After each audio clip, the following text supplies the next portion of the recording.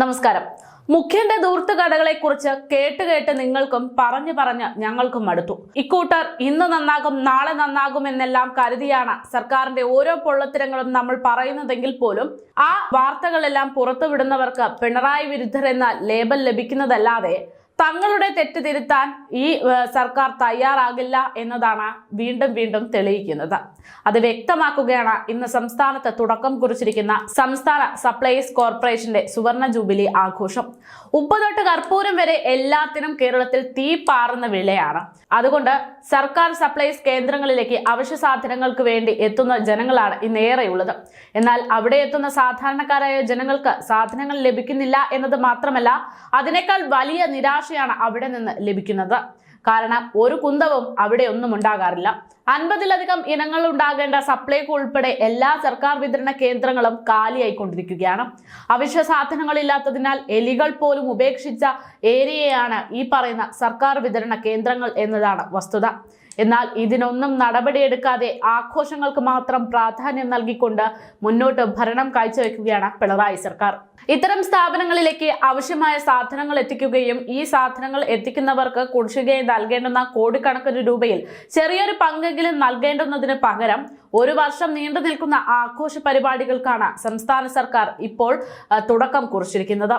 വലിയ സാമ്പത്തിക ബാധ്യതയ്ക്കൊരുങ്ങി നിൽക്കുമ്പോഴാണ് ഈ ഒരു സാഹചര്യത്തിൽ സർക്കാർ ഒരു വർഷം നീളുന്ന ജൂബിലി ആഘോഷ പരിപാടികൾക്ക് മുഖ്യമന്ത്രി പിണറായി വിജയൻ തലസ്ഥാനത്ത് തുടക്കമിട്ടത് എന്നത് വളരെയധികം ശ്രദ്ധയാകർഷിക്കുകയാണ്.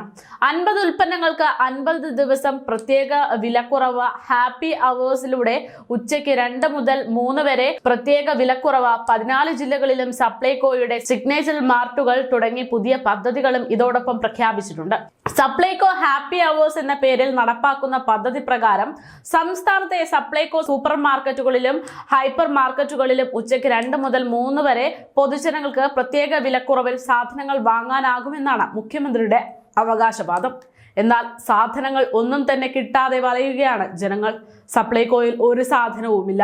മൈക്കിന് മുന്നിലെത്തി ഈ പ്രസംഗവും വാഗ്ദാനവുമെല്ലാം നടത്തുന്ന മുഖ്യമന്ത്രി അവിടെ എന്താണ് യഥാർത്ഥത്തിൽ നടക്കുന്നത്, അവിടെ സാധനങ്ങൾ ഉണ്ടോ ഇല്ലയോ എന്ന് മനസ്സിലാക്കേണ്ടതല്ലേ? അതായിരുന്നു പ്രധാനപ്പെട്ടത്. അതൊന്നും മനസ്സിലാക്കാതെ വലിയ വാഗ്ദാനങ്ങൾ നേരുകയാണ് മുഖ്യമന്ത്രി.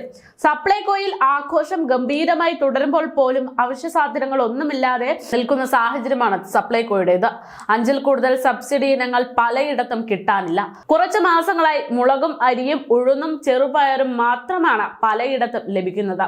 അതുപോലും ലഭിക്കാത്ത സ്ഥലങ്ങളും ഉണ്ട് എന്നതാണ് വാസ്തവം. പഞ്ചസാര കണി കാണാൻ പോലും കിട്ടാനില്ല എന്ന് ജനങ്ങൾ പരാതി പറയുന്നു. കഴിഞ്ഞ ഓണത്തിന് ശേഷം വിൽപ്പനശാലകൾ കാലിയായി തുടർന്നുകൊണ്ടിരിക്കുകയാണ്.